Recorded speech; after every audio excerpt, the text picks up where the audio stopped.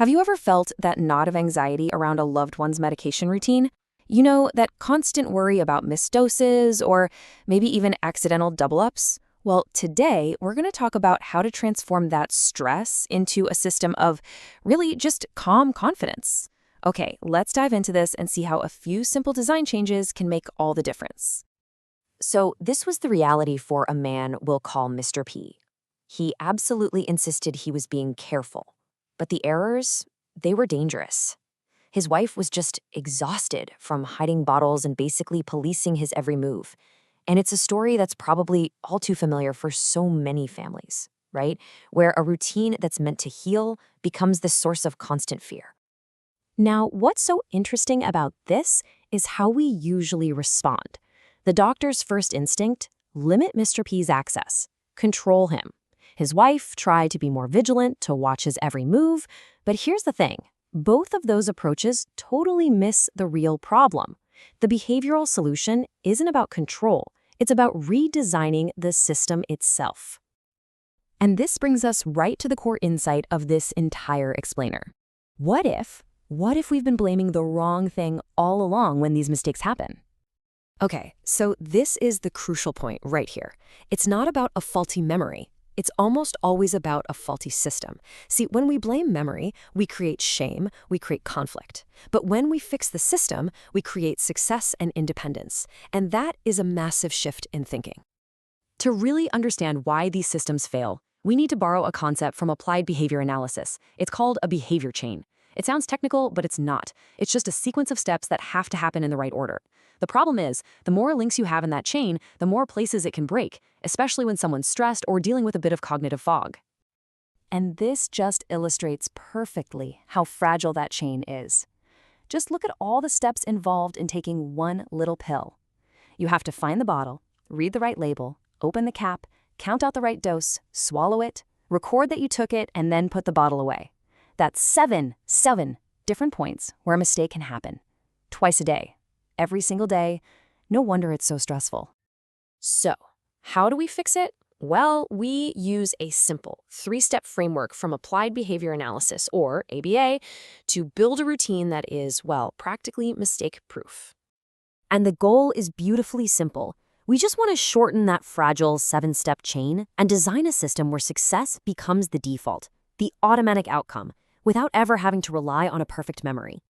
Let's get into step 1. It's all about something called the antecedent, which honestly is just a fancy word for the cue or the trigger. The first and most powerful way to stop errors before they start is to make the right action just unavoidably obvious.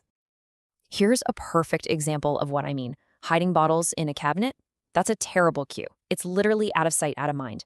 A much better cue is a clearly labeled pill dispenser that's placed right where the daily routine already happens, like right next to the coffee maker, or the breakfast plate, or the toothbrush. The dispenser itself becomes the unmissable cue. Okay, next up is step 2, the behavior. This is the action itself.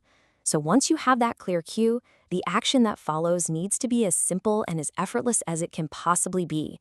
We want to remove all the friction. And just look at this transformation. We've taken that fragile 7-step chain and we've collapsed it into this super robust 3-step process. Open the slot, take the pills, close or flip the slot. That's it. It's simple, it's direct, and it's so much harder to get wrong.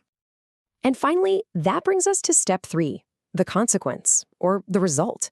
See, for a new habit to really stick, the result of the action needs to give you immediate and crystal clear feedback. This is how our brain learns and confirms, okay, job's done. And the kind of feedback you get here matters so much. Linking pill taking to fear, saying things like, good, maybe you won't end up in the hospital, that just creates more anxiety. The right way is to link it to the successful completion of the routine. A simple, hey, I see the AM slot is empty. Perfect, confirms the system is working. The visible proof becomes its own reward. And that builds confidence instead of dread. Okay, so that's the theory. Now let's get really practical. How can you take these ideas and, right now, audit and improve your own routine at home? I want you to ask yourself these 3 simple questions. First, can you tell instantly just by looking if a dose was taken? If the answer involves asking somebody or guessing, your system isn't working. Second, Are the prescription meds stored away from anything that could cause confusion, like, say, daily vitamins? And third, can you use a strong visual cue, like putting the dispenser on a brightly colored mat, to make it totally impossible to ignore? This leads to one of the most stressful and common questions caregivers face. It's that moment of conflict, of uncertainty, when someone insists they've taken their medication, but you just aren't sure. What do you do then? And the answer is so empowering. You rely on the design, not on a debate. You don't have to be the memory police. A well-designed system with its empty slots or its flipped tabs that provides the undeniable visual proof. The system answers the question for everyone, calmly and without any conflict. And that, right there, is the ultimate payoff of this whole approach. It's a really profound shift in mindset that takes you and your family from a place of chronic stress to one of just quiet certainty. This quote just says it all, doesn't it? We have to stop expecting an ideal, perfect memory, because that's fragile for every single one of us. But when we design systems that work with our real, imperfect minds, we get to trade that constant, draining stress for the calm that comes with certainty. So, I'll leave you with this thought. This isn't just about medication, right? This is a way of solving problems. Think about it. What other stressful, error-prone system in your life, I don't know, from paying bills to remembering appointments, what could be redesigned for automatic success?